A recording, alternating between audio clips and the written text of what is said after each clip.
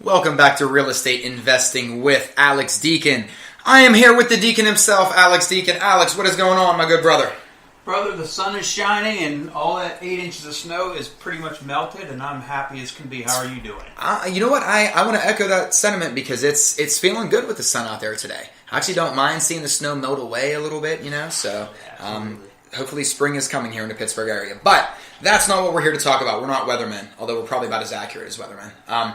Alex, we wanted to kind of piggyback off of your last broadcast where you were kind of giving people some tips and tricks on how to make money out of thin air. Basically, kind of look within, look a little deeper when you look at a property on how you can maybe subdivide it. Mm-hmm. Alex, today we're going to go deeper into that with land development. Let's talk about it. Yeah, absolutely. Where would you like to start? You know what? I'm the novice, so look at me as Luke Skywalker and you're Yoda. Teach me, wise man. Yoda, I am. All right, I could be honest with the like I always am and frank, because if I don't know, I'm not frank, but I can be frank with you. Well, hello, Does that Frank. make sense? I'm Alex, but right. Let me be frank here. I don't know everything about developing. I don't know everything about everything, but developing is probably the thing in real estate I know least about, but I know just enough to probably be dangerous. Okay. I know enough to stay away from it because it's really a lot harder than it's difficult. It's okay. Super difficult, super stressful, can be very speculative, can be also very risky, and it takes a lot of money even to do something small. Right now I'm working on a couple really small developments. Like when I say development, I'm talking about just subdividing like 3 or 4 lots and potentially making $100,000 over the next 2 years on them. Nothing that's small compared to there's a development going on next to my house where I live, and there is I think the guy probably has just $10 million into it. He's building 70 houses. That's just $10 million probably into just getting the land ready and the streets in. Wow. Yeah, so the holding costs and something like that are intense. Okay. But we'll probably focus on the smaller developments, like how you can change apartments into condos, and talk about how you can develop raw land in ways that you can spread out the risk on a larger development by teaming up with others who do it. Well, thank you, Frank, and just make sure you never call me Shirley. Yes. But Surely I won't. Yeah, thank you. Now, what would you say before we dip into these? What are some of the biggest risks with land development, and what would you say before we break down the smaller side of it? I think one of the big risks are first of all, it takes a tremendous amount of money, and it takes a lot of different approvals. You got approval from the county, from the municipality, from just government agencies that you have to get stamps on the prints and all that. So that takes time, and what can happen over time is the market can shift, right? You could be in a super hot market, and 2 years later, you got $8 million tied up or $2 million tied up, and all of a sudden the market tanks. That can happen, and then if that happens, you're in a world of hurt because you could lose everything. That's why it can be super risky, because the market can change so quickly, but you can't move a development along quickly. It takes a long time to get things approved, get it started, and actually start building houses and selling homes to builders, or building the homes yourself and selling them. Okay. Because there's a couple of different ways to develop. You could develop I guess I'm just speaking for around here in Pittsburgh. Most developers, they will just develop the land, and then they sell the lots. They'll sell the whole development to a Ryan Homes, who's a huge tract builder, or Miranda Homes, or they'll sell it to a builder like that. So the builder will take down lots as they sell them, and the developer just basically gives them a place to build houses. Okay. That's the way a lot of developments work. Or if they're custom homes, the developer will sell the lots to custom home builders, and then they'll build spec houses, or they'll stuff like that. There are a few developers, like the gentleman doing the one next to my house. He is actually the developer and the custom builder, so he's doing both. He's been doing it since the 70s, so this guy's been in the business a while. So as far as risk if you're going to do some sort of development, what I've done in the past is I've been involved in a small way in a couple where development was started, and we had a Miranda Homes buy one. So Miranda Homes is a big tract builder, and Ryan Homes bought the other. Now, I got out of both of those developments at an early point. I just didn't feel comfortable with them. The Miranda Homes one, they made money on, my partners, and the other one they lost money on. Wow. And it was a lot of work, a lot of stress. I'm kind of glad I walked away. Okay. Yeah. Okay, good. So that this isn't really for the faint of heart, so to speak. This is not. If I was to do another one, if I was to find the property, what I would do is a lot of people, a lot of investors, they come to me with maybe a deal and they say, "Hey, Alex, here's a single family home I want to flip." And for me, that's just like a walk in the park because that's just easy because that's what I do. Right. So I'm like, yeah, sure, I'll help you with that. Let's go 50-50 on it or 70-30. I'll come up with all the money. I'll do all the work. You just basically sit back and collect the profits when they come in. So happy to do that. So on the development side of things, I'm the little guy, and I'd go to some big person with a lot of money or a corporation with a lot of money and a lot of knowledge in that area. And I would say to them, hey, I got a nice piece of property. I have it under contract. Do you want to team up with me on this? Because this could be a fantastic opportunity. I'll do all the legwork. You guys come up with the money, the ideas. We'll put some sort of partnership together. That's one way to really remove the risk or minimize the risk. I mean, you can be risk-free and say, hey, look, I want 10% of the profits and I want to come up with no money and I want to have no risk. Right. Okay. So you would forego any commissions or any profits until 5 years down the road, but why not, right? Right. Or you say, hey, look, I'll come up with 20% of the money and I want to have 20% ownership, but you also get 20% of the risk. Okay. So that way at least you can find ways to minimize that risk as much as possible. And stress, I would imagine, too. Yeah, you're minimizing it hugely because you don't have that learning curve, right? You don't have to learn what comes first. Do I get the sewers in? Do I put the road in? Who do I use as the excavator who does all this for me? Who do I get for that? What's a good price for that? Like if I know what a bathroom costs, I know what a kitchen costs, I know what it costs to paint a room and put carpet in and flooring. I wouldn't know how much it would cost to put in roads and sewer lines, and is it a good deal? Are these people reputable? Because if somebody screws up on a bathroom, okay, I go in, I got to fix it for a couple grand. If somebody screws up on putting roads or sewers in, and then the engineer who works for the township says, hey, you guys did this wrong, that could be a nightmare on top of a nightmare. Insane, yeah. Okay. So, let's talk about some of these smaller projects. Yeah, the smaller projects are, here, I'll give you a really good example that just popped in them across my desk the other day, actually. Somebody sent to me, it was a 5 or 6 unit apartment complex, and they were all deeded separately.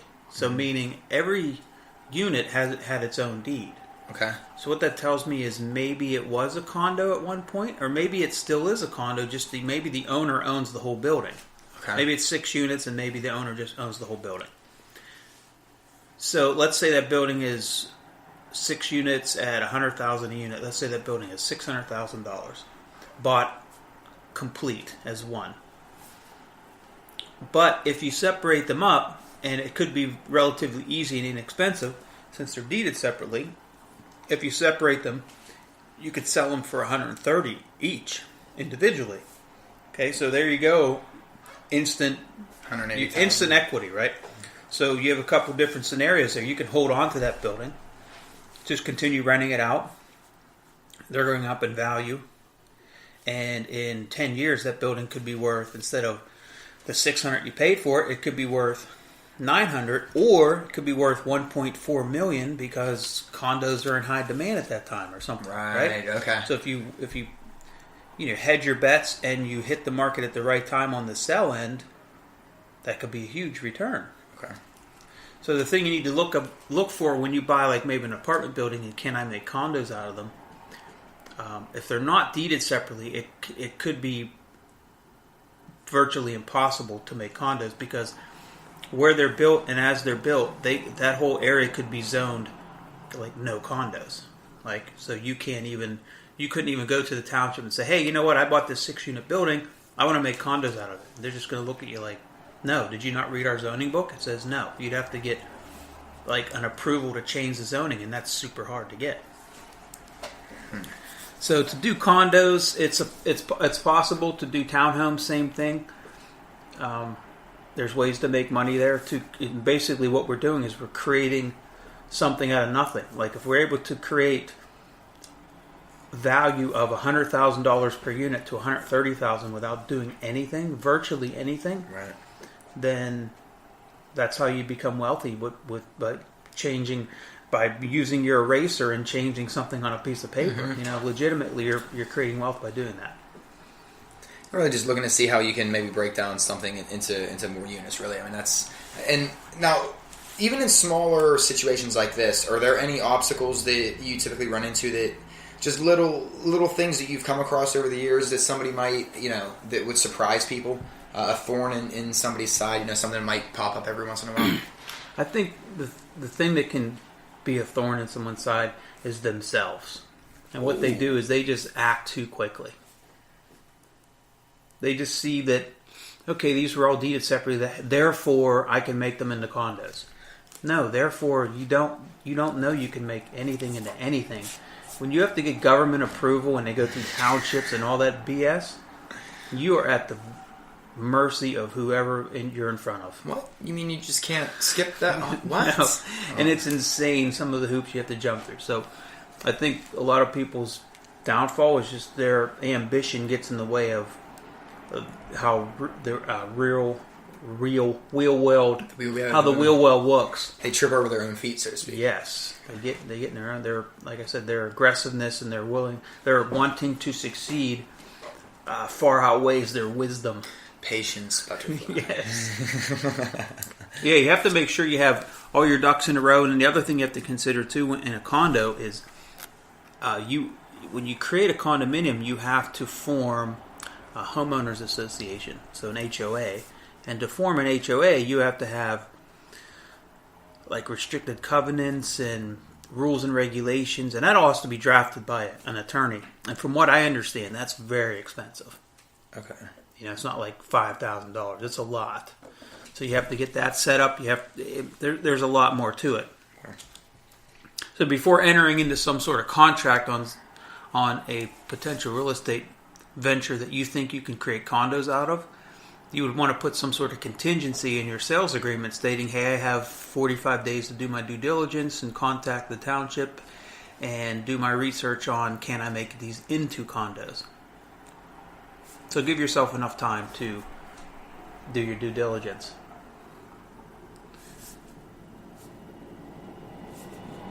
We could talk a little bit about what I'm doing right now with a small parcel, which is this vacant lots.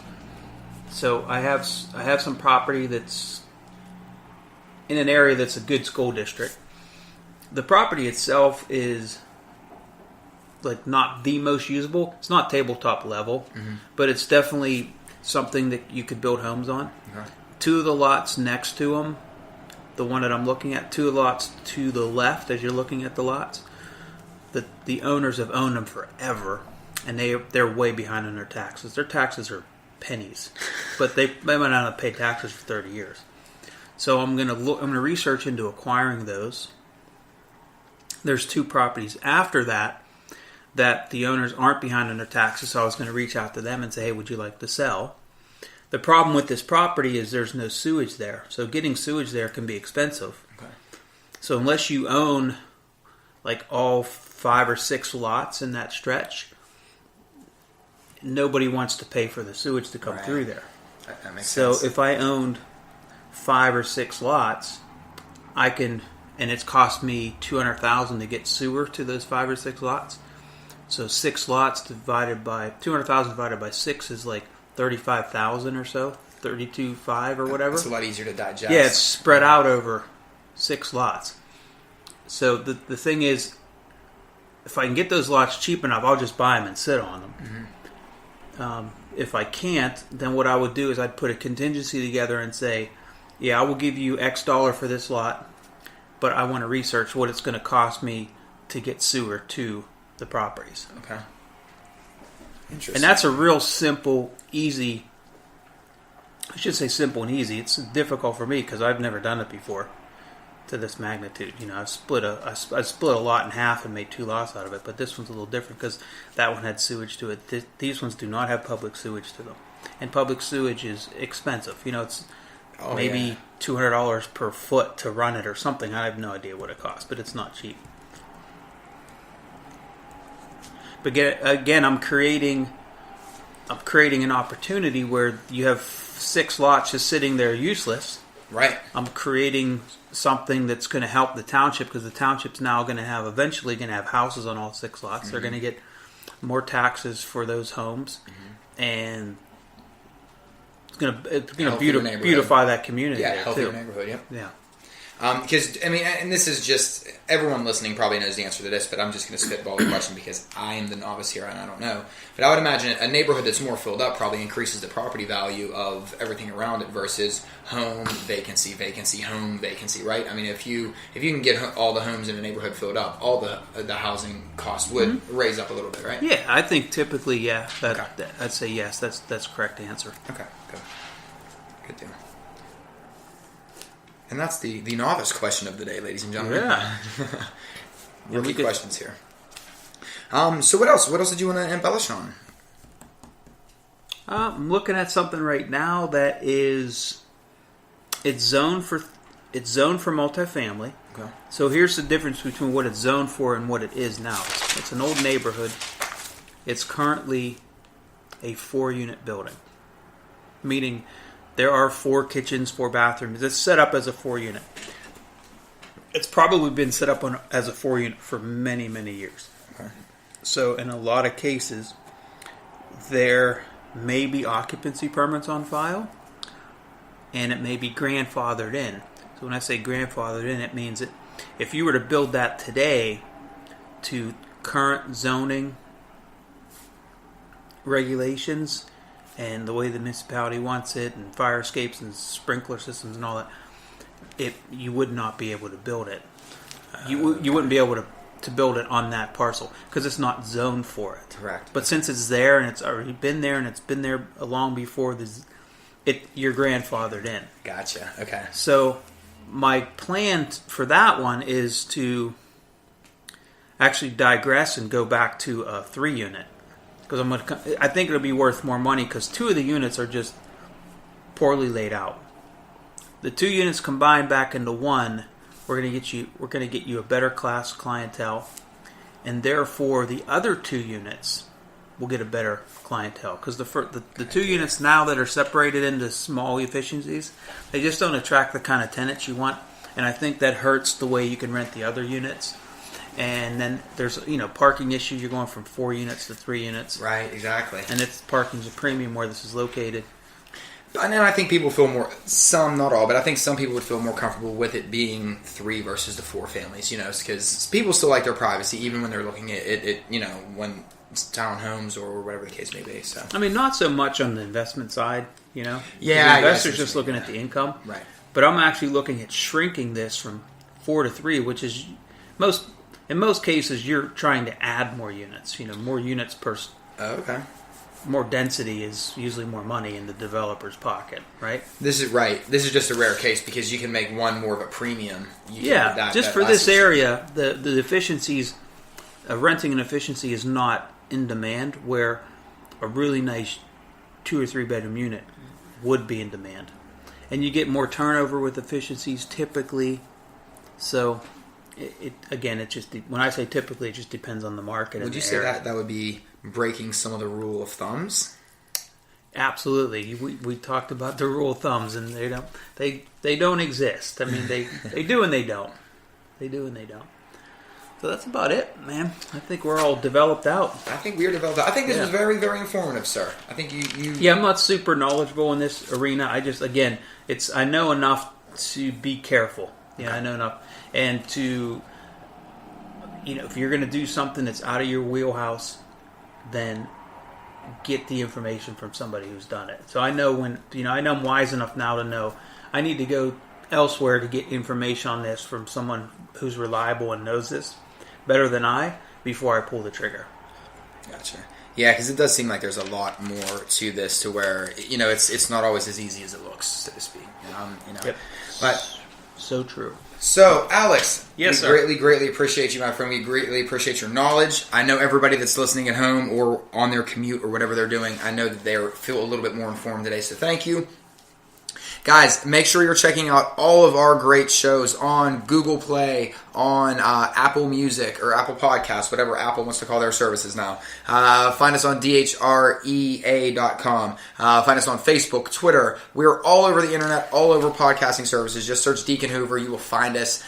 We have weekly blog articles going out highlighting some of our agents here, highlighting some of our properties that we have available here.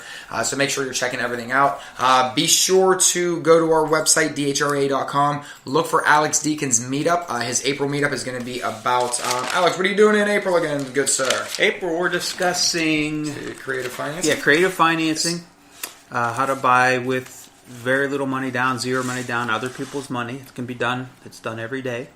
And we're going to have a guest speaker, Matt Beam, who's a real estate attorney. He's going to talk about the contracts that are involved with lease options and land contracts and things like that. And that is April 14th, correct? That is, it is the second Saturday of April. There we go. So, guys, make sure you're checking that out, too.